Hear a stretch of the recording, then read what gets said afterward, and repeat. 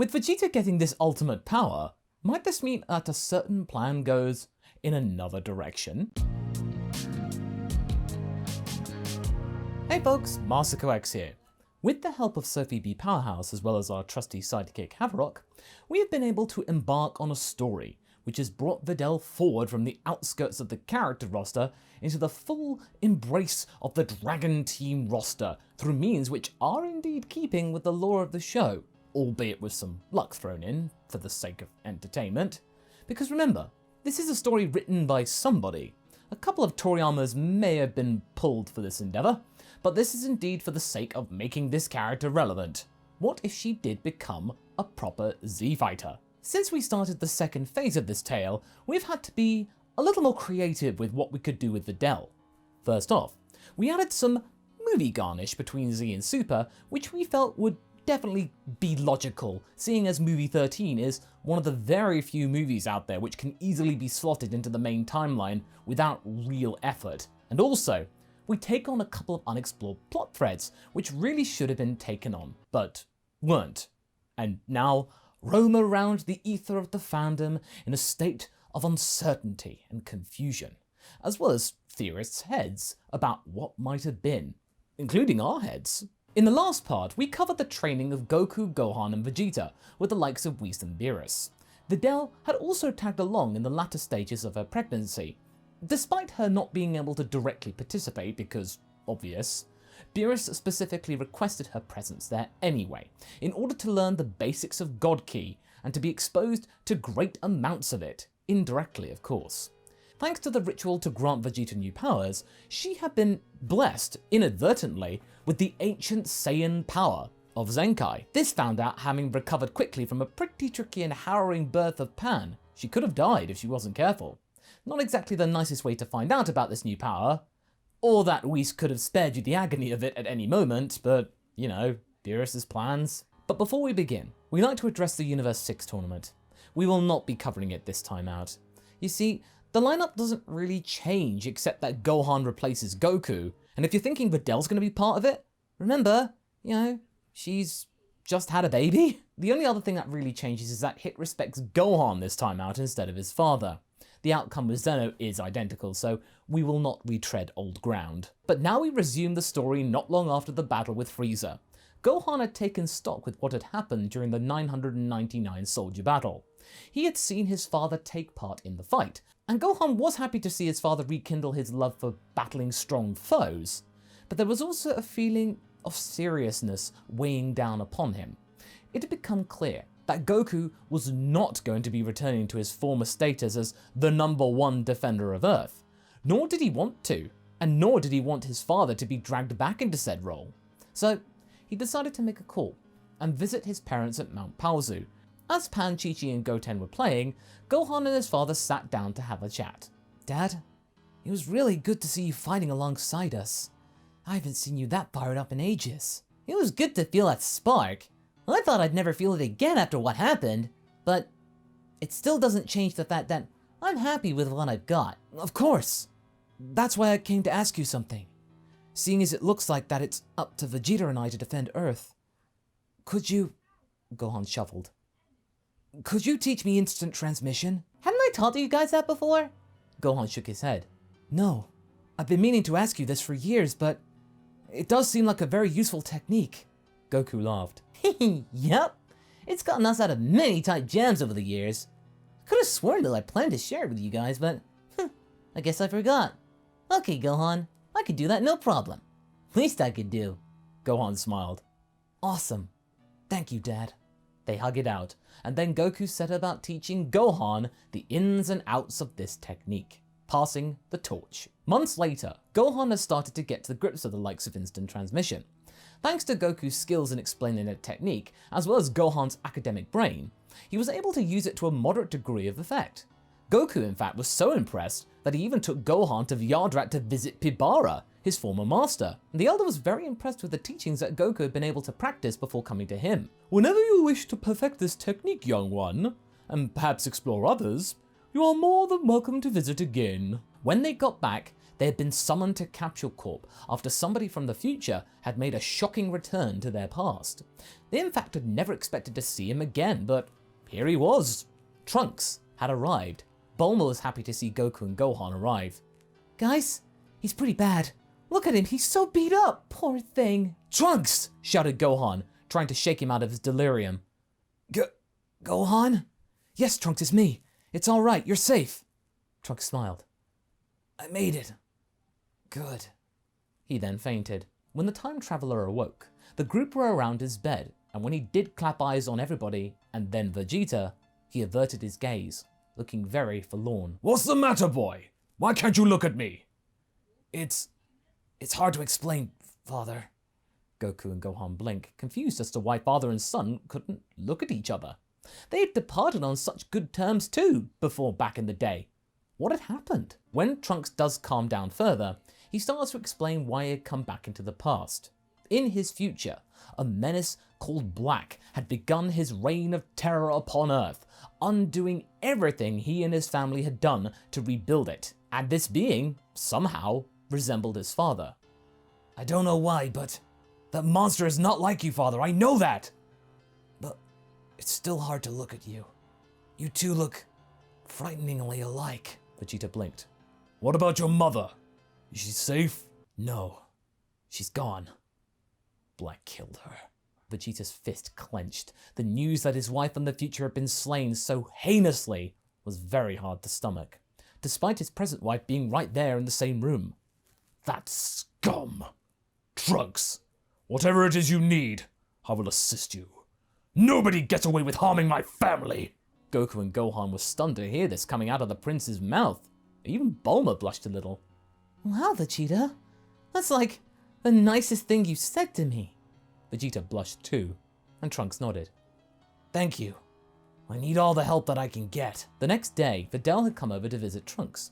Gohan felt it would be good for her to get to know one of the people who had helped him destroy Cell back in the day. Trunks was also pleased to meet her, happy to have heard that Gohan had married and even had a family. Another guest had made his arrival at Capsule Corp, Tapion. Tapion had been alerted to Trunks' sudden landing on Earth and was ready to stop him, but then Dende stopped him, explaining that his aura was a friendly one. He remembered future Trunks from back in the day when he was just a kid, and had only recently been placed as the Guardian of Earth. When Tapion reassessed the aura, he too felt that it resembled that of the young son of Bulma. Curious by this anomaly, he decided to check it out anyway and was blown away with what he saw. How is this possible?" "Time travel, my friend," Trunks explained. "Time travel? My word. I never thought I'd live to see the day. Why did you come here?" "I came to seek help from my friends. I was here to offer my help a while back. My future, though's been destroyed. An evil force has wreaked havoc upon it, and there's no one left to truly take it down or help me. That's why I'm here."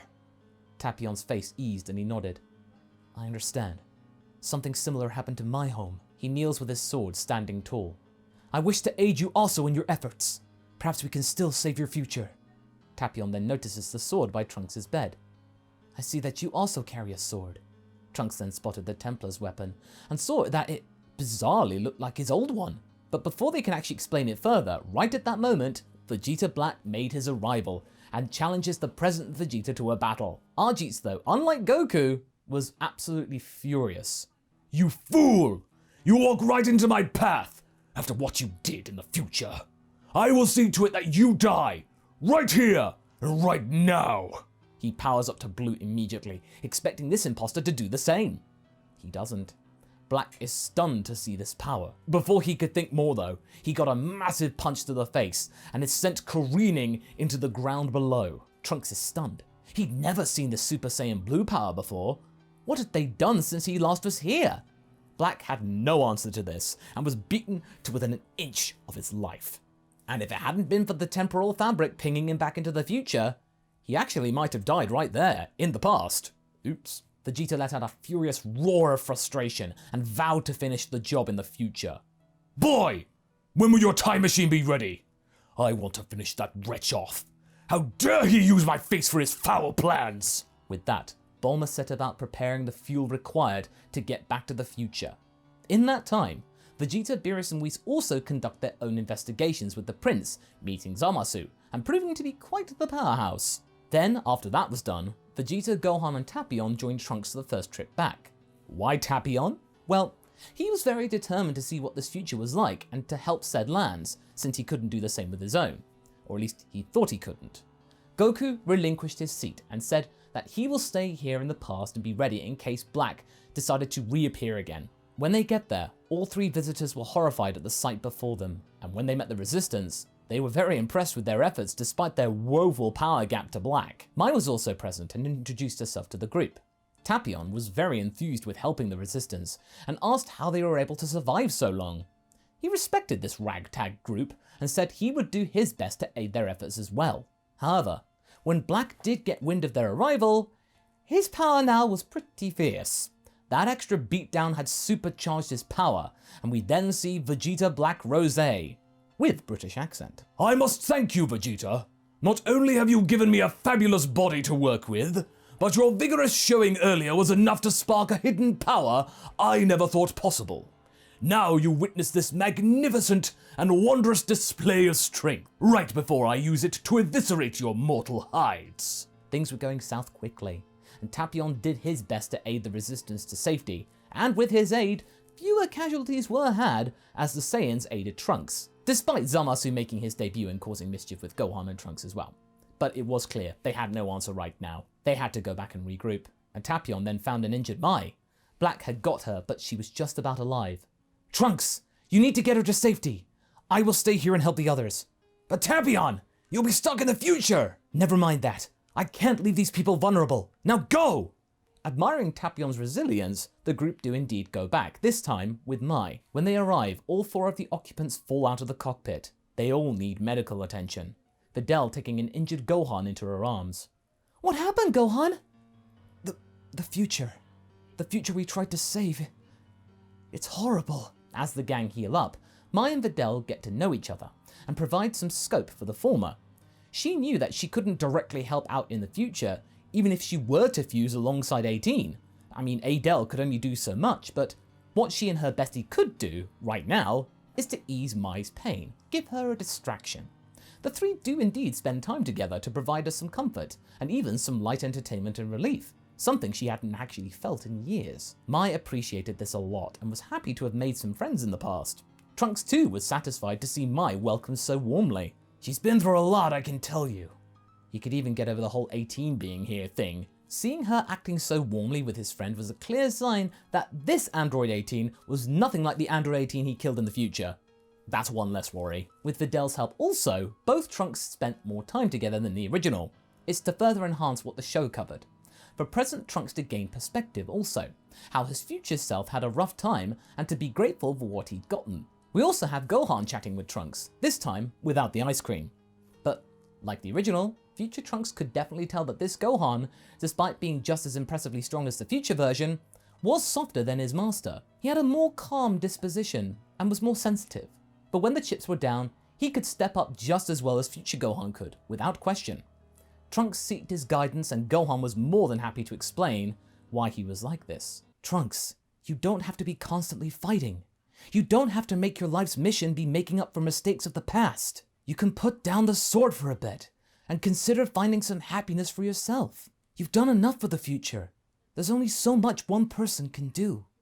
Trunks was floored. I've not had the chance to think about myself since Black showed up.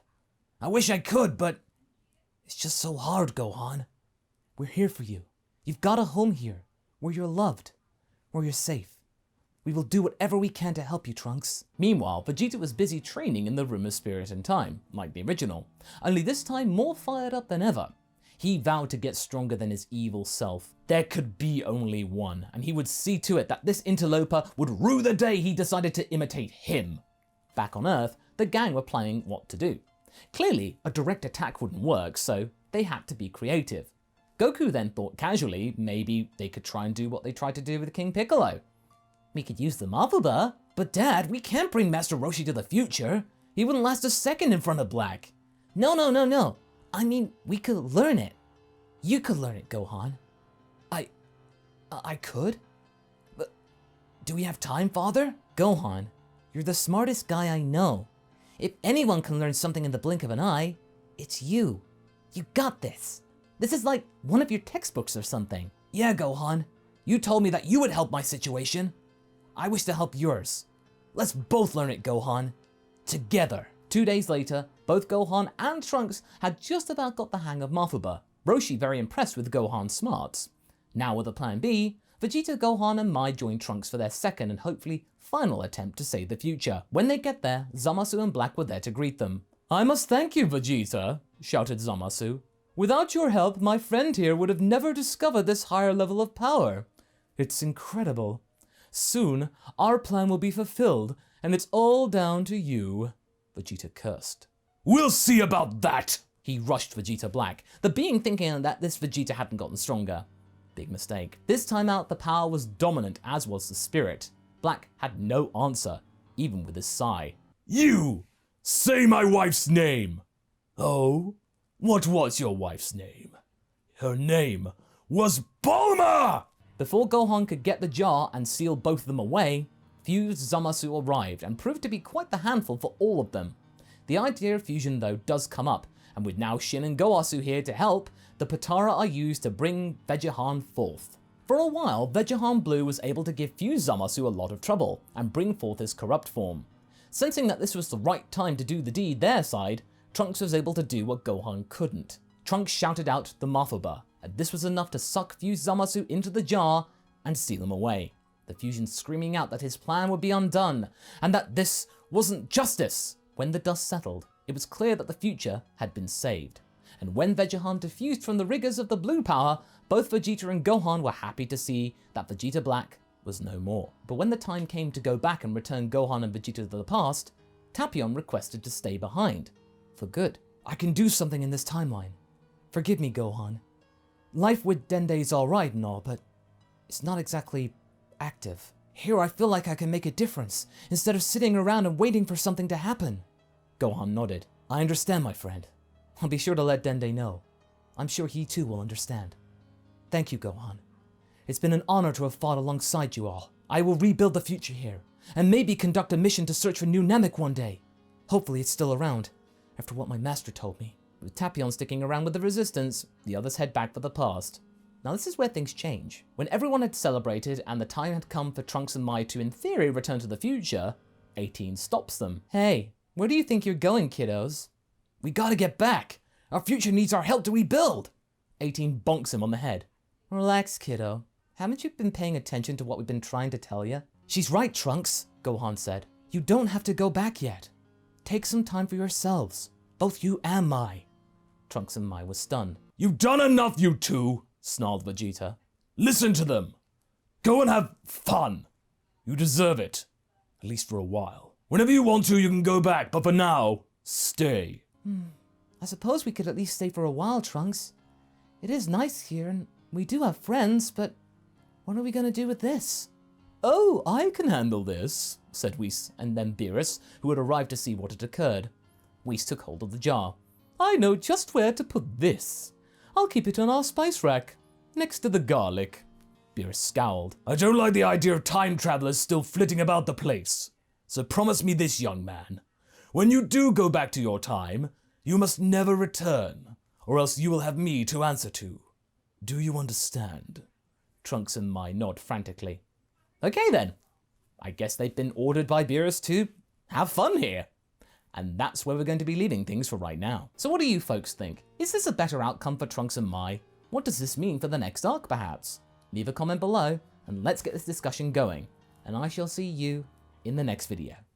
Catch you later!